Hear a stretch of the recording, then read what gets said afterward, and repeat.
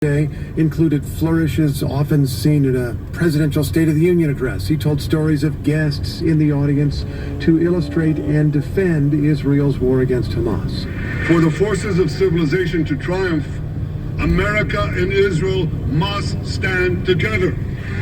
Today, the Prime Minister meets President Biden at the White House. So basically, they can't commit these atrocities without America's help. So if America stop helping them, then they stop the murder. I want to ask you how you characterize the vice president's policies on Gaza. I mean, obviously she's the vice president, so you assume that her policies would have to be in lockstep with the president's. But what would you say about how she approaches the issue? Well, the substance of what she's saying is similar to Biden, but she differs in style and tone. A Harris aide did describe her as having a, quote, unwavering commitment to the security of Israel. I also talked with an advisor from Harris's days in the Senate, Haley Soifer, who told me what it was like at a recent White House event in which she saw the vice president take on a real leadership role in condemning the use of sexual violence in the October 7th attacks. But really, Michelle, the real difference from Biden is how Harris talks about people in Gaza. Take a listen to her comments from this past March in Selma, Alabama. What we are seeing every day in Gaza is devastating. We have seen reports of families eating leaves or animal feed, women giving birth to malnourished babies. See, these people not stupid. These politicians, they're well educated. So they understand what's going on here. They understand that this is a genocide based on the way that he's doing it. Netanyahu is the new Hitler, basically. American communities say that Harris is not viewed as being as toxic as Biden. I was speaking to Ruwa Roman. She's a Democratic Georgia state legislator, a Palestinian American, and she put it this way. I can tell you right now that if I had, for example, tried to go to a mosque or Arab community event and urge them to vote for Joe Biden, I would never be invited back. The anger was so deep and the hurt was so deep. Even for me, I tell people that, and I think people would at least be open to hearing from her and to let her make her case. And some Democrats who voted uncommitted during the primaries told me that they're willing to give Harris a chance. I mean, to be clear, they are not saying they will definitively vote for her, but there's a possibility. I'll also say that Harris... Hey, I understand that America's involvement in what's going on in Gaza is horrible. I understand that. But what I don't understand is why should things be bad for both of us? If you vote Republican, not only will things be bad in Gaza still, but it's going to be bad for the American people. Because the Republicans never bring about anything good for the American people. Okay? Not the working American people. Let me hip y'all on to something else. When you hear them talking, and they talking about the American people, they're not talking about us. They're not talking about boots on the ground people. They're talking about themselves, the elite. What's good for them. That's what they're talking about. They don't even consider us. They don't. Listen to the way they talk. You'll pick up on it. Check it out. Sort of keep this like amorphous cloud of items in my head that I knew that I would need to pack for a trip. Meet Luke Scarpino. Oh, this is something else now. It's off of that other story. NPR 91.7 FM. Citation. I tell you, boy, these doggone are a trip. Ain't nobody think about you. You just did that to me. What you think this is? Better get out of here.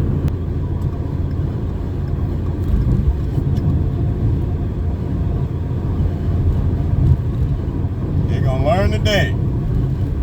Stupid. It's just so crazy. People are just, first of all, there is varying levels of mental illness throughout the world because everybody wasn't meant to have children together. You're not. If you're too closely related, DNA-wise, yeah, man, birth defects happen. And they come in all shapes, forms, and sizes. Sometimes mentally, and that's why people do the unbelievable things that they do. Because they're not rational. They're not rational at all. They're touched and not by an angel. Yeah. There's quite a few of them out there. And you can tell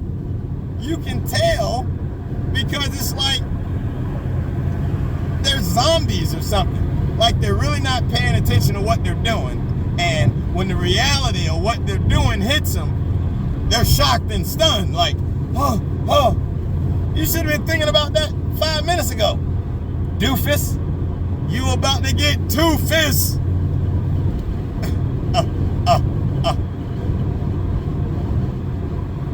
We need to get it together, folks. We really do. This is how they maintain power. By us not being rational and doing all kinds of craziness. It's ridiculous.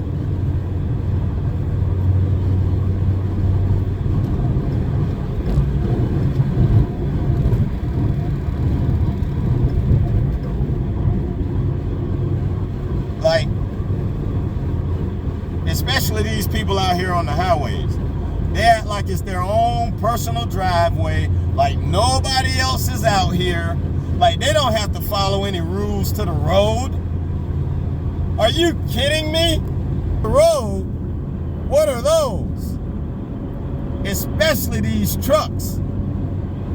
They don't even think to look in their rearview mirror to see if anybody is coming up on them in the lane that they jumping in. You trying to avoid what you're calling a potential hazard on the right, somebody parked over on the side of the road, and you're creating a hazard by jumping in front of a car. Come on.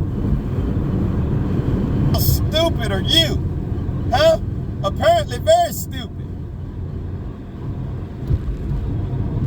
It's like they don't even consider what it is they're doing before they do it. I don't know. This place is like Mexico. You know, lead-infested water has turned everybody dumb. Don't drink the water. No, no, no. All the service pipes, lead. You think the city changed them? No. They say they got over 300,000 service lines. Now, my question is, when you say service lines, are you talking about the line servicing an individual home? Or are you talking about the line servicing individual areas? Huh? What's the definition of service line that you're utilizing right then in that statement? Because it definitely makes a difference. Yeah. This is also the state of fraud. Oh my God, I never experienced so much fraud as I have in Michigan. It's like mass majority of individuals perpetrating themselves as something that they're not. Nope, nope, nope. That's not what you do. That's not who you are.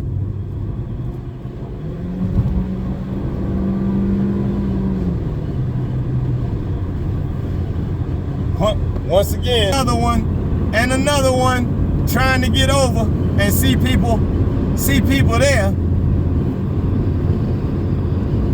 Like, what are they thinking? What are they thinking? They not thinking.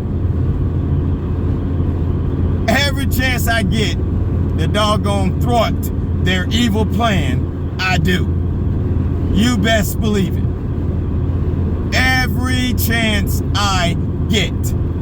Because it seems like every chance they get, they conjuring up an evil plot to cause an accident on the highways. Not paying attention to what they're doing. Just run you right off the road. Such ignorance needs to be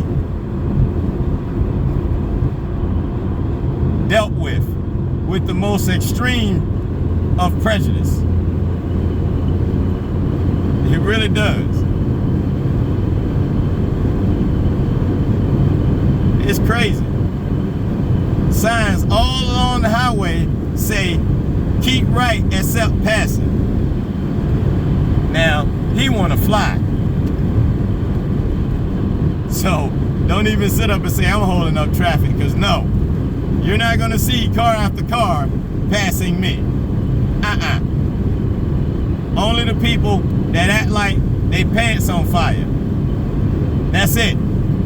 Anybody who driving normal,